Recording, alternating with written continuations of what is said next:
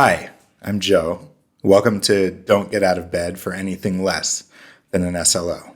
I'm a software engineer at Grafana. I've been building and operating large distributed systems for nearly my whole career. I've been on call for those systems. I think there's great things about being on call. The people who are operating and fixing things usually know what to do because they've built the system. But some companies have things more together than others. I've been in some organizations where things are incredibly noisy and stressful.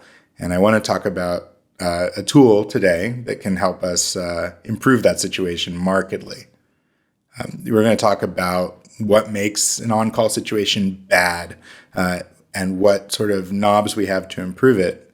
We'll talk about a particular tool called a service level objective, which helps you understand what really matters in your system and how to alert on that so that the alerts that you're sending to people at 3 a.m. are really meaningful.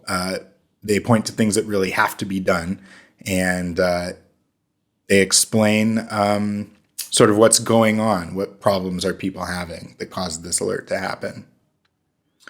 Burnout is a big topic in software engineering these days. Tons of people in the industry experience burnout at some point in their career. And right now, huge numbers of people are experiencing some symptoms of burnout. It kills careers. People go out to the woods to build log cabins. When they leave those jobs, it really kills their teams and their organizations. Too much turnover leads to institutional knowledge walking out the door. No matter how good your system documentation is, you can't recover from huge turnover. So mitigating, preventing, and curing to some degree burnout is really important to software companies. Burnout comes from a lot of places, but some big external factors that come from your job are unclear expectations, a lack of autonomy and direction, an inability to unplug from work, and an inability to deliver meaningful work. And bad on-call can affect all of those. There are unclear expectations about what am I supposed to do with an alert, who's supposed to handle this, is it meaningful? If you're repeatedly getting paged at 3 a.m, especially for minor things, you really can't relax and let go of work when it's time to be done. And if you're spending all day responding to especially useless things, you don't ship anything, you don't commit code, you feel like you're just running around putting out fires, and it's very frustrating and draining. So bad alerts, poorly defined alerts, things that people don't understand what to do about are huge contributors to burnout. And to improve that situation, we need to understand our systems better, understand what's important about them, and make sure that we're responding to those important things and not to minor things, underlying things that can be addressed as part of a normal work routine. A useful, good on-call shift looks like having the right people on call for the right systems. When alerts happen, they're meaningful and they're actionable. They're for a real problem in the system, and there's something someone can do to address it. There's a great tool in the DevOps world that we can use to help make all of that happen called service level objectives. And they help you define what's actually important about the system you operate, understand how to measure those important behaviors, and help you make decisions based on those measurements. Is there a problem we need to respond to right now? Is there something we need to look at in the morning? Or is there something over time where we need to prioritize work to improve things sort of long term? How can we assess what problems we have and how serious they are? We split that into sort of two things here. There's a service level, which is not about a microservice or a given set of like little computers. It's about a system and the services that it provides to its users. What's the quality of service that we're giving people? And then an objective, which is what level of quality is good enough for this system, for our customers, for my team. So yeah, a service level is all about the quality of service you're providing to users and clients. To do that, you need to understand what users really want from that system and how you can measure whether they're getting what they want. So we use something called a service level indicator to help us identify what people want and whether they're getting it. We start with sort of a prose description. Can users sign in? Are they able to check out with the socks in their shopping cart? Are they able to run analytics queries that let our data scientists decide what we need to do next? Is the catalog popping up? We start with that prose, and then we figure out what metrics we have or maybe that we need to generate that let us measure that. And then we do some math. It's not terribly complicated math to give us a number between 0 and 1. 1 being sort of the best quality output we could expect for a given measurement, and 0 being everything is broken. Nothing is working right. Some really common indicators that you might choose are the ratio of successful requests to all requests that a service is receiving over some time. This is useful for an e-commerce application, a database query kind of system.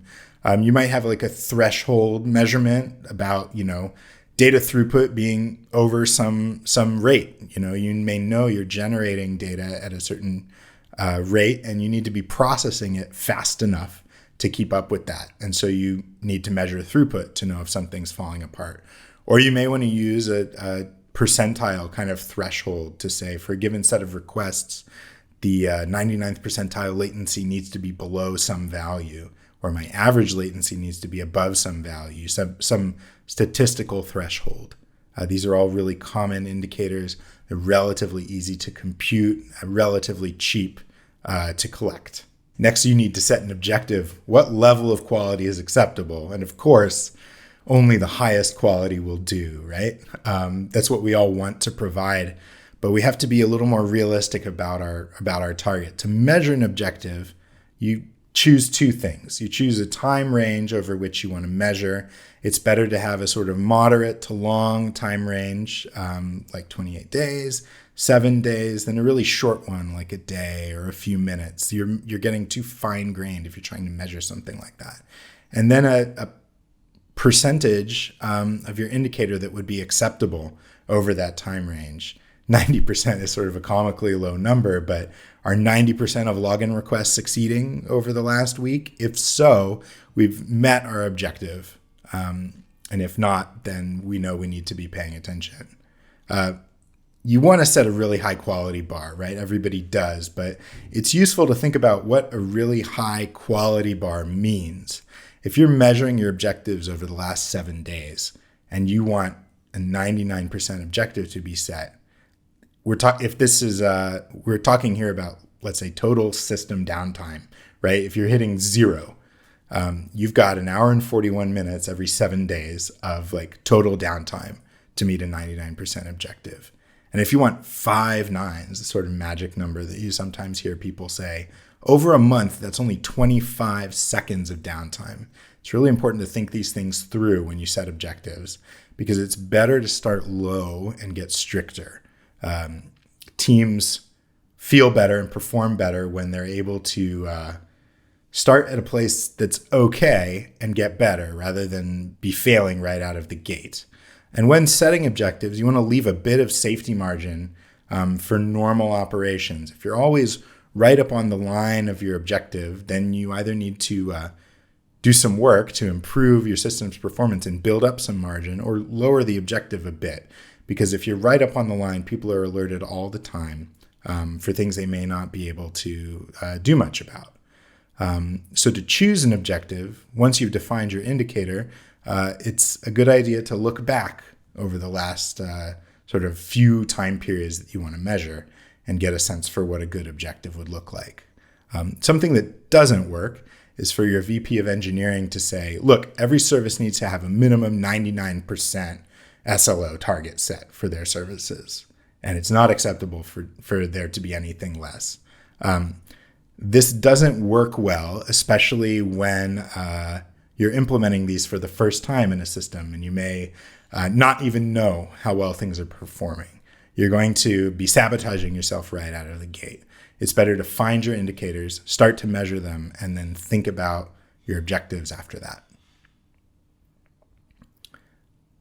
Once we understand what our indicators and objectives look like, then we can start to alert based on measurements of those indicators. We want to alert operators when they need to pay attention to a system now, not when something kind of looks bad and you should look at it in the morning. We're going to monitor those indicators because they're symptoms of what our users actually experience. And we'll prioritize how urgent things are based on how bad those indicators look. To think about this, it's useful to think about monitoring the symptoms of a problem and not the causes. Symptoms of a problem would be things like checkout is broken. Cause of a problem might be pods are running out of memory and crashing in my Kubernetes cluster. Alerting is not about maintaining systems. It's not about looking for underlying causes before something goes wrong. That's maintenance. Alerting is for dealing with emergencies. Alerting is for dealing with triage. And so you should be looking at things that are really broken, really problems for users. Now, your systems deserve checkups. You should be understanding and looking at those underlying causes, but that's part of your normal day-to-day work. If your team is operating systems, that should be part of what your team is measuring and understanding as part of your general work, not as something that your on-call does just during the time that they're on call. You shouldn't be getting up at 3 a.m. for maintenance tasks. You should be getting up at 3 a.m. when something is broken. So you need to be alerted not too early when there's some problem that's just a little spike, but definitely not too late to solve your problem either. So to think about this, it's useful to think of system performance like cash flow. Once you set an objective, then you've got a budget. You've got a budget of problems you can spend, and you're spending that like money. If you've been in the startup world, you've heard about, a company's burn rate. How fast are they running through their cash? When are they going to need to raise more? And you can think of this as having an error burn rate, where you're burning through your budget. And so when you start spending that budget too quickly, you need to stop things, drop things, look in on it, and figure out how to fix that. So we can think about levels of urgency associated with measurements of the SLO. There's things that should wake me up, like a high burn rate that isn't going away, or an extremely high set of errors that are happening over a short period of time. Now, if there's a sort of sustained moderate rate that's going to cause you problems over a period of days, and it's something your on-call can look at in the morning, but that they must prioritize. Or if you've got a sort of, you're never burning through your error budget, but you're always kind of using a bit, maybe more than you're comfortable with, then you should be doing that as part of your maintenance checkup kind of work on your system. And if you have sort of just transient, moderate burn rate kind of problems, small spikes here and there, you almost shouldn't worry about these. There are always going to be, especially in larger systems, transient issues as other services deploy, a network switch gets replaced. So you can't, this is why we set our objectives at a reasonable level, because we shouldn't be spending teams' valuable time on minor things like that can't really be addressed. In order to get alerted soon enough, but not too soon, to avoid those sort of transient, moderate problems causing, sending alerts that are resolved by the time somebody wakes up, we can measure our indicators over 2 time periods, which helps us handle that too early, too late kind of problem. So by taking those 2 time periods and comparing the burn rate to a threshold, we can decide how serious a problem is. The idea here is over short time periods, the burn rate needs to be very, very high to get somebody out of bed. And over longer time periods, a lower burn rate will still cause you problems. If you've got a low burn rate all day, every day, you're going to run out of error budget well before the end of the month. If you have a high burn rate, you'll run out of the error budget in a matter of hours. And so somebody really needs to get up and look at it.